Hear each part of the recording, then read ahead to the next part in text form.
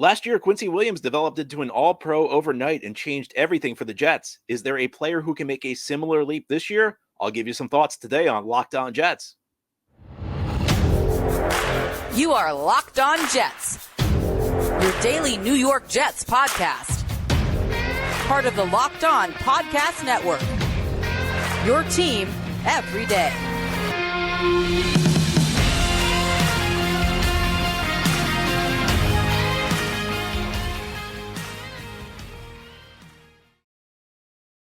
Welcome. This is the Locked On Jets podcast, part of the Locked On Podcast Network, your team every day. It's Wednesday, March 27th, 2024, and I'm your host, John B. from GangGreenNation.com. Thanking you so much for making the show your first listen or first watch every day. Subscribe to the show for free on YouTube or wherever you get your podcasts so you get new episodes as soon as they're posted. If you enjoy the show and are listening on a podcast source, please give it a 5-star review. And if you're watching on YouTube and enjoy the show, give this episode a big thumbs up. It helps us out, helps other Jets fans find the podcast. Today's episode is brought to you by Gametime. Download the Gametime app, create an account, and use code LOCKEDON for $20 off your first purchase.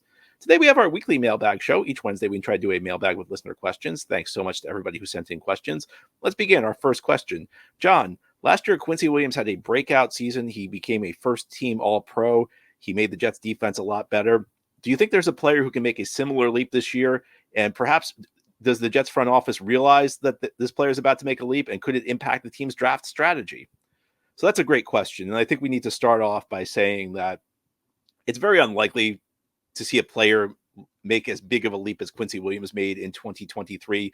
Quincy Williams' career trajectory is not normal. He's kind of an outlier. So I don't think it's fair to expect any player to improve at the rate Quincy Williams did, because Quincy Williams went from being a guy who was waived by the Jacksonville Jaguars 3 years ago to somebody who stepped in and was like a decent backup, like fringe starter for the Jets that first year, and then an okay starter the second year. And that's part of the reason, he did not get a very big contract last offseason. The Jets were able to retain him on a very affordable deal. And it's because, Williams did not really have the pedigree or the profile of a guy who was going to become an all-pro. And then, of course, he broke out this past season. And a year ago, to the extent we were talking about the Jets defense having a weakness, linebacker was one of the issues. And Quincy really changed that.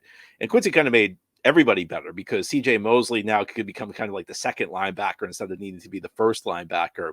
So it changed a lot on the defense. It took an already good defense to the next level. I'm not expecting anybody to have an improvement to that degree, but I do think there are a couple of players who could improve, maybe not quite as much, but still could have an impact on the team. And, a guy I've compared with Quincy, even though he plays a different position, is Tony Adams, because the Jets are very high on him. And part of this is like me maybe giving the Jets a little bit more credibility, because I was a big skeptic for about 2 years. The Jets kept talking about how they felt Quincy Williams had Pro Bowl potential, and I was kind of a skeptic on that. And they ended up being right about that, and it took a little bit of time. And the Jets have been talking Tony Adams up in a very similar way.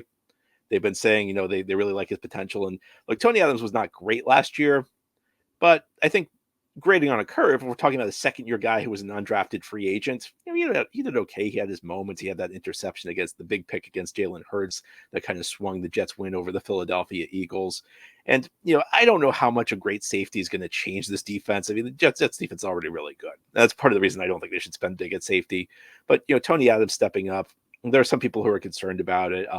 Tony Adams is a guy who I think realistically could improve into a really good safety. Will it happen? I don't know, but that would be one guy I'd look at. But, how much does improving the safety position really impact the defense? I mean, I don't know it's going to have as big of an impact as Quincy improving last year, because heading into last season, linebacker and safety were the two big question marks. Those are the two spots that kind of play the middle of the field and the second and third levels.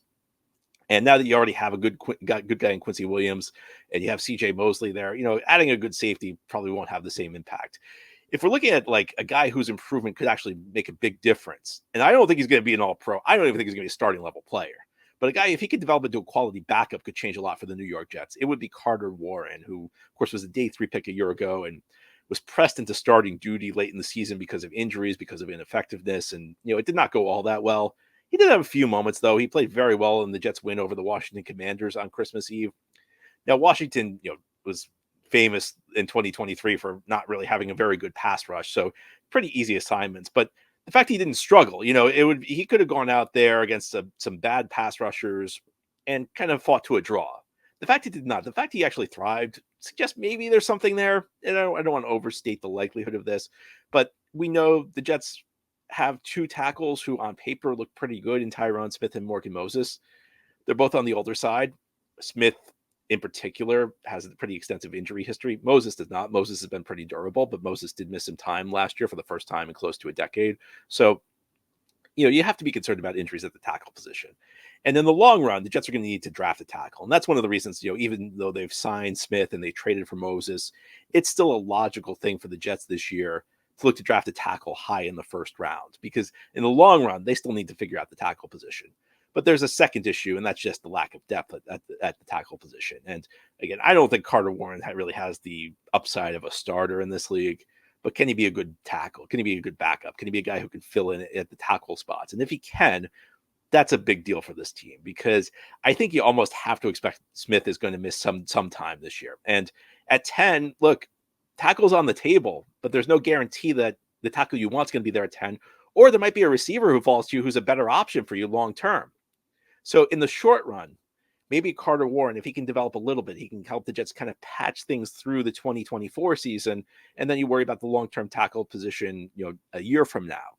So he's a guy who, I don't know if it necessarily impacts your draft strategy that much, but if you feel like, okay, maybe we've got a good backup here, it makes you feel a little bit easier about passing on a tackle at 10, because tackle is a spot where the Jets are going to need to improve their depth. I think that there's really no question about that. And I'll say this, a year ago, we were saying a lot of the same things about Max Mitchell, and a lot of Mitchell depended on him physically developing, on him getting bigger. They were just like, the player Max Mitchell was a year ago is not a guy who's going to hold up in the NFL.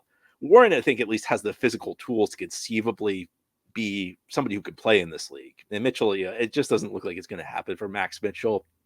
So, I think there's some people online who are going a little overboard with Carter Warren because he played well against Washington. You do have to account for the level of competition, but the fact he did play very well against that competition at least suggests there's some degree of talent there.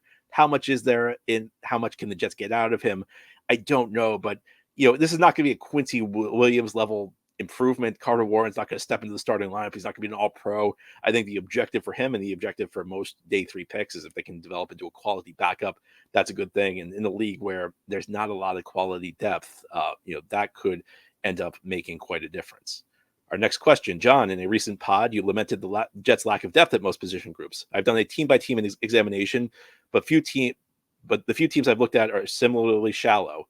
How many teams have markedly better depth? And which teams are they? Is there analysis available to the public that ranks all 32 teams on depth? That'd be tough to find. And look, the show is about what Jets' weaknesses existed. And I think it's fair to say depth is a weakness. And as I said on that show, I wasn't trying to, I don't want to make it sound like I was trying to be overly negative on that show. As I said on that show, it's better to be talking about depth being a weakness than having a gaping hole at wide receiver or a tackle like the Jets usually have. Jets are in a better position than they've been in the recent past. To answer the question, look, there's not a lot of teams that have good depth. And one of the things I mentioned on that show is that to get good depth in this league at most positions, especially the key spots, like we just talked about at tackle, you've got to develop mid to late round picks. And that's the issue with the Jets. I mean, that's the reason the Jets don't have good depth, is that they've not done a good job scouting and developing the talent in the mid to late rounds of the draft, because, good backups, they're usually not available in free agency. Anybody who's good, if you start out your career, you're drafted by a team and you're a good backup, usually once you hit free agency, you're getting a starting job, because a good backup is going to be better than a lot of starters in the league. So there aren't a lot of teams that have great depth. I think for the Jets, what's alarming, if there was something that concerns me, it's that they have bad depth at the key spots, which are like wide receiver and tackle. And as we just mentioned, they're rolling out guys who are in their 30s who have injury histories at those spots. When we're talking Mike Williams, when we're talking Tyron Smith, again, Morgan Moses maybe not be as big of an injury risk on paper because he's been very durable through his career, but I do think there's at least some degree of concern because he's in his 30s. He did miss some time last year. So not as big of a worry as Smith. And I'm not super worried about Moses, but I think to be fair, you have to throw that out there. But it's not so much that every team's got great depth. It's just, but if we're talking about the Jets going to the Super Bowl, there are certain, to be a Super Bowl team, you have to deal with injuries. You have to be able to respond to injuries. You have to be able to replace guys who go down. So if we're talking about the Jets having Super Bowl expectations this year, I think depth comes into play. No team's perfect at every spot. There's no team in the league that goes too deep at every position, but you'd like to see the Jets have a couple players, and maybe it's Carter Warren developing, maybe it's Xavier Gibson or Jason Brownlee developing, but I think the Jets are going to have to figure out a way to get better depth at those spots. Now, ahead here on the Locked On Jets podcast, we'll turn our attention to the quarterback position. No surprise, Jets are probably going to be better at quarterback this year than they were last year. How much does that help the offensive line? Well, I have some thoughts on that, and I'll give them to you as we continue this Wednesday edition of Locked On Jets. This episode of Locked On Jets is brought to you by FanDuel. Say goodbye to busted brackets because FanDuel lets you bet on every game of the tourney. Whether you're betting on the big upset or the one seed, it's time to go dancing on America's #1 sportsbook. And right now, new customers can get $200 in bonus bets if your first $5 bet wins. Again, that's $200 to use on point spreads, money lines. You can even pick who's going to win it all. We're approaching the second weekend of the NCAA tournament. Maybe your bracket's busted. Well, again, you can go to FanDuel. You can bet on every game, so it doesn't matter if your champion's already out. You just head there. A bunch of great games coming up this weekend, and maybe your boss will be happy because the games are all at night on Thursday and Friday. Well, again, head to FanDuel, $200 in bonus bets if your first $5 bet wins. Just visit FanDuel.com/lockedon. Again, it's FanDuel.com/lockedon, and bet on college hoops until they cut down the nets. Thank you so much for making Locked On Jets your first listen or first watch every day. A big shout out to you everydayers. This is a daily podcast covering the New York Jets. And if you're watching Fox Sports or ESPN on your TV all day long, you probably have to turn down the volume with all that shouting. We should make the sports Locked On Sports Today, a free 24/7 sports streaming channel program for you every day to bring you the biggest stories without all the screaming. Locked On Sports Today brings you the can't-miss analysis, opinions, and news, streaming 24/7 on YouTube or the free Amazon Fire TV channels app, part of the Locked On Podcast Network, your team every day. And today on Locked On Jets, we're having our weekly mailbag. Let's continue. Our next question comes from Joe. John, the last 3 weeks of the season, Simeon was only sacked 3 times for a loss of 9 yards. Obviously, Trevor is not very good, but he was clearly able to get the ball out of his hands a lot quicker than Zach. Do you think Rodgers alone will fix a lot of the pass protection woes if he's healthy? Well, a couple of things about Simeon is, first of all, we had that game I mentioned against Washington where, the Commanders are really loud. We're a really lousy team rushing the passer. Second is, Simeon got the ball out quickly, but I don't think the offensive line problems were fixed. I mean, you may remember that game against Cleveland where Mekhi Becton just had the nightmare against Myles Garrett. The Browns were in Simeon's face all game long. Simeon got the ball out quickly, but those plays had no chance of succeeding. Sometimes plays require a little bit of time in the pocket. They require, they got to marinate a little bit. Guys got to get down the field. And when you're just dumping the ball off as soon as the ball snapped, the plays don't really have much of a chance of succeeding. And the Jets offense was not very good in those games. So I don't think you can look at this and say everything's fixed with Rodgers back there because he can get the ball out quickly. Jets need to block better because the blocking the Jets gave them, Simeon just got rid of the ball so he didn't get hit, but it's not like the offense did any better with him in there. Rodgers is going to help. There's no question about it. Everything, despite everything I just said, and despite there were 2 aspects of this. The quarterback play was not good enough, but the offensive line play was nowhere near good enough. The offensive line play, I think, has been helped quite a bit by the players the Jets have been added. Rodgers is going to help. And it's not just like the stuff you see. It's not just like the post-snap stuff. Rodgers is going to be so good pre-snap that if he sees like a play that he knows the defense is in a certain look, that they're going to send a certain pressure package, he'll change it at the line. He'll change what the Jets are going to do at the line and come up with a play to beat it so the pressure never gets there in the first place.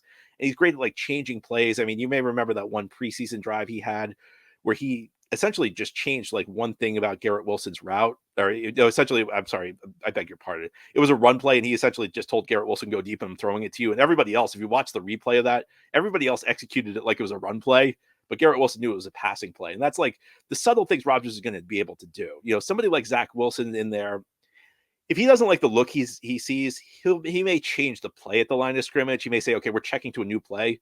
Rodgers can make more subtle checks. He can make more subtle adjustments where maybe the rest of the play is fine, but there's one thing he can change about a receiver's route where instead of going deep, a receiver cuts his route off after 7 yards. That's the type of thing Rodgers brings to the table. He's almost like a football professor back there behind the line of scrimmage, surveying the defense before the play.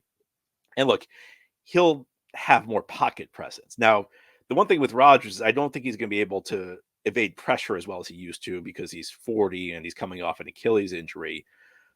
But I think a lot of the stuff is going to be kind of under the surface. Suddenly people are going to say the pass protection looks much better, but a lot of it's going to be Rodgers making the right moves before the play. He'll be making the right changes, and he's also going to be much more adept at changing the protection before the start of the play. I mean, anybody who plays with Rodgers will tell you the stuff he picks out, the nuanced stuff he picks out, like the things he can find from a defense that like tip off what the defense is doing. I mean, it's otherworldly. So I think he'll help there. But look, there's no question about it. If Rodgers got the caliber of blocking he got a year ago, he would have had issues. Adding Tyron Smith and Morgan Moses was essential. So let's not I think the only thing I'd say is let's not undersell how big of a deal that is. Next question, John, how would you improve the officiating? More refs, more replays, more practicing? I don't want games to drag out, but calls like the Sauce penalty against Kansas City was just ridiculous. Well, a couple of things. I mean, it's been decades since the NFL added an official to the crew, and that's, you think about like how over the last 40 years, how much faster and how much bigger players have gotten. We need more officials on the field. I think you need to divide the labor a little bit better because the workload's increased and the number of officials working has not increased in decades. But more than that, I don't think the NFL takes advantage of the technology it's got. I think the replay system they use is very antiquated, and I don't think they use it in a very smart way. The Alliance of American Football was this minor league that went out of business before the end of its first season, but they had some good ideas. They had what was known as a sky judge, and that was essentially a guy who was glued to the replay for the entire game. And essentially, if like he saw a call he was reviewing every play like after it happened, and if he saw an obviously blown call, he just radioed it down to the referee and said, "Hey, change this call," and that's what they did. That's just a smart way to go. I think that's a pretty obvious fix the NFL can make, and they've kind of toyed with it. They've never really been over the last couple of years. They've kind of instituted it a little bit. You hear about the adjustment from New York, but they haven't really been very transparent about it. And it doesn't feel like they've gone all in with this. Another thing that comes to mind is they like stop the game for 5 minutes if like there's like a contested catch on the sideline at midfield in the second quarter. Get rid of that. Like, make every play reviewable. The plays that should be reviewed extensively are scoring plays and change of possession plays. But if it's just like a review on like is it a catch in the second quarter near midfield, there should be like a cutoff, because when the league first instituted instant replay in 1999, the rule was supposed to be that the officials only had 90 seconds to review it. And they never really enforced that. But to me, like, the whole point of review is that unless it's conclusive, you keep the call on the field stands. And if you can't change it within 90 seconds, then it's not conclusive. So I don't mind them like extending it. I don't think there should be like a limit to the amount of time they use on plays that are scoring plays and change of possession plays. But on like, the more minor stuff, I don't think they should just allow it to drag on forever on the catches on the sidelines and things like that. The less important reviews in earlier stages of the game, I don't think they should drag on forever. So those are some thoughts that I have and I think the other thing is just make every play reviewable. You can use the sky judge. You can expedite the process. That you don't have to stop. You don't have to have the official go over and look at things. Just have that one guy there who can review everything on the fly and just have him radio it down. The other thing I'd say, the one last thing I'd say is that league I mentioned, the Alliance of American Football, I don't know how this is going to improve officiating, but they like allowed fans to listen into referee conversations. They had all the officials mic'd. So that way the broadcast could like go in and listen to the conversations. That's just a good transparency measure. And that's like one of those things that they'll cut down on these conspiracy theories, like, oh, the officials are out to get the Jets. If you can actually like listen into the official conversations, it builds trust. It makes you understand why they make the calls the way they did. And I think that would be a positive step. I don't know that that's going to improve officiating, but I think it would help improve transparency and make fans feel a little bit better. Just let the fans listen into the conversations the officials have, put microphones on them. Now, ahead here on the Locked On Jets podcast, we'll turn our attention back to the NFL draft. Jets don't have a second round pick. There are a couple of different ways they could get one. They could trade down in the first round. They could also trade up on day 2. What's the better option? I'll give you some thoughts on that, continuing this Wednesday mailbag edition of Locked On Jets. Today's episode of Locked On Jets is brought to you by Gametime. You know you should not have to worry when you buy tickets to the next big event. Gametime is the fast and easy way to buy tickets for all the sports, music, comedy, and theater events near you.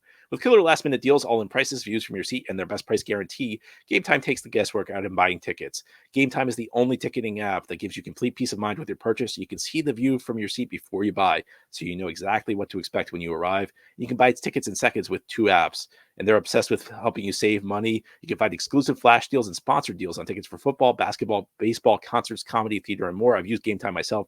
Super easy to use, just a couple taps. Amazing deals. I love Gametime. Take the guesswork out of buying tickets with Gametime. Download the Gametime app, create an account, and use code LOCKEDON for $20 off your first purchase. Terms apply. Again, create an account and redeem code LOCKEDON. It's one word with no space, locked on for $20 off. Download Gametime today. Last minute tickets, lowest price, guaranteed. This is the Locked On Jets podcast here on this Wednesday. We're doing our weekly mailbag show. Our next question is from Chris. John, would love to know what you think about the Jets doing some draft trades to move into the second round, maybe a combo of moving down in the first and or packaging one of the fourth rounders with their third to move up. We keep hearing about how there are a lot of starting caliber wide receivers that will be available in the second round. If they get a tackle with their first round pick and a good receiver in the second, that would help a lot with their depth this year and building a foundation going forward.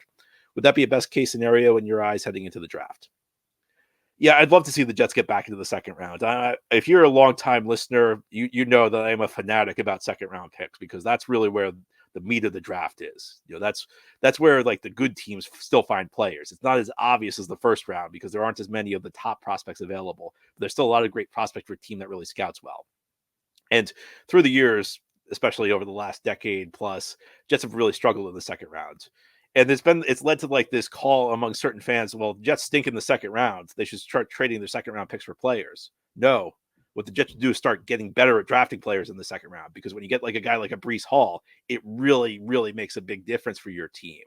I think that of the two, and look, it always depends on what the actual options are and what's available to them. Of the two, I prefer the trade down in the first round, because it would only require the Jets to move down like 8 slots. And I know people have made up their minds that like the players at 10 are going to be much better than the players at 18.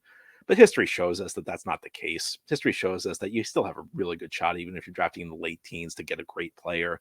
And every single year people act like this. Every single year people claim that 10 is much better than 18. And most years it's not. Yeah, of course, there are cases where 10 is better than 18. And I'd rather have the 10th pick than the 18th pick. But 18 plus a second rounder, I'd rather have that than just 10. I don't love the idea of trading up, packaging a fourth round pick and a third round pick to move up to the second round. Again, depends on who's available. Maybe the Jets get somebody really good at 10 and some guy who's like a blue chip prospect unexpectedly falls into the second round. You can move up at a reasonable price. Like there's always a scenario where trading up makes sense, but I'd rather the Jets keep those picks because picks in the rounds 3 and 4 are still valuable. And one thing we've learned about the draft through the years is the teams that draft the best tend to have more picks. And it's just because how inexact a science the draft is. You're just projecting an awful lot about something that's very unpredictable. And I feel like in most cases, you're better off having the third round pick and the fourth round pick than you are just the second round pick. Again, the mindset, and this is part of the problem, is like the mindset among fans and media is if you find your guy, you go get him. You don't care about the price. Yeah, the problem is that like teams are often wrong when they figure out who their guy is. Often your guy is not a good pick because the draft process is so inexact. You're almost always better having more picks, especially when we're talking that second to fourth round range. So I don't love the idea of trading up. If it happens, it happens. There are certain scenarios where it does make sense, but more often than not, you're better off keeping more picks than trading up for a higher pick. Our next question, John, can we count on a Benigno level of anger from you if the Jets draft a defensive tackle in the first round? No, you can't. I think that if you're looking we have to remember, like the draft is really a long-term proposition. It's not about addressing your immediate needs. As much as we like to make it out to be, it's not. It's about who's a good long-term player from you. If 10 years from now, the Jets draft a defensive tackle. I'm sorry, if the Jets draft a defensive tackle at 10, a decade from now, you're not going to care what the Jets' needs were heading into the 2024 draft. You're only going to care, was this guy a good player? That's really what it comes down to. it's easy to forget, but 2 years ago, and everybody denies this now, everybody acts like it was obvious. 2 years ago, there were a lot of people who were complaining about the Jets drafting Sauce Gardner because their view was corner was not a need because they had DJ Reed and they had Bryce Hall. Yeah, everybody denies it now. Now we just pretend that never happened. But a lot of people were saying that at the time. You only care if a guy's a great player. And that's one of the reasons I think people were wrong to question the Will McDonald pick last year. If you have an issue with the way the Jets operated, the pick swap, which cost them Broderick Jones, that's one thing. If you have an issue with McDonald as a prospect, he's a little overage, he's kind of raw, there's no guarantee he's going to develop. That's one thing. The one thing I disagree with is the principle that drafting a defensive end was inherently wrong. Defensive end is one of those spots where you always should keep replenishing the well. You can never have enough defensive ends. If Will McDonald turns into a 10 to 12 sack guy, nobody's going to care that he wasn't in need at the point the Jets drafted him. I think that when I say the Jets should probably lean towards drafting a wide receiver or tackle, it's because these are two premium positions where the Jets don't have anything long-term, where they need to build a long-term base. But, it's entirely possible that a defensive tackle, and I'm not saying like this would be my first choice, but I don't think if you draft a guy who's a defensive tackle and he's great and he's like a first-team All-Pro, you're not going to care about it. And I guess here's the way I'll put it: let's think about like the most extreme possible scenario. If Aaron Donald was available in this draft, would you draft him at 10, even with Jets' current needs as they are? Of course you would. Him next to Quincy Williams for the next 5 years would be amazing. It'd be the type of thing that could take the Jets team to the next level. Now, a guy would have to be really good to draft at 10, but that's true of any position. So, look, I absolutely lean towards the Jets should take a wide receiver or a tackle. I think the way the board's lining up, that's probably going to be the choice anyway. But it's really about the long term. And I'm not going to lose my mind, because you can check. Last year, I did not lose my mind when the Jets drafted Will McDonald. I think I have some credibility on this issue. There are some things I did not love about the Will McDonald pick. Again, his age, the pick swap with Green Bay, which probably cost them Broderick Jones. But I was not criticizing the pick because it was a defensive end. And I don't think you should be that obsessed with position this year. And our last question: what exactly is the All-22 film I hear about? How can a regular fan get it? How much does it cost? So if you watch games on TV, you may notice you cannot see the entire field. The TV angles that they give you on the camera are very close up. So you cannot see all 22 players. The NFL sells to fans. It's on the NFL streaming service NFL Plus. I believe it's $100 for a year-long subscription. They sell you access to what's known as the All-22 film. And the All-22 film is a wider shot, which shows you all 22. It shows you the entire field, so you can see what all 22 players are doing on a given play. And this film also gives you a shot from the end zone, so you can see what's happening in the trenches at a better angle than you can on the TV angle. So if you go to NFL.com, you can just order a subscription to NFL Plus. Again, it's $100. Whether or not it's worth it to you, that's up to you. And NFL Plus also comes with other aspects. You can watch all out-of-market preseason games live. You can also watch replays of completed games through the NFL Plus package. So it's not just the All-22 film, but essentially it's what's known as it's the film the coaches use. It's the film that has a very wide shot, so you can see all 22 guys. And it's a better way to break down what happens on the field, because you're watching it live. You can't really tell what coverages defenses are running on the TV view. You can't really tell what the progression was in the routes in the passing game on the TV view. You can't really tell what the blocking assignments were up front. So it's just a better angle if you want to actually break down the game. And again, it's called all 22 because you can actually see all 22 players on the field from this camera angle. NFL.com, it's the NFL streaming service called NFL Plus. Anyway, that's all for today's episode. This has been the Locked On Jets podcast, part of the Locked On Podcast Network. Your team every day is our motto. As always, if you enjoy the show, hit the subscribe button where you're watching or listening so that you'll never miss an episode. If you enjoy the show and are listening on a podcast source, give it a 5-star review.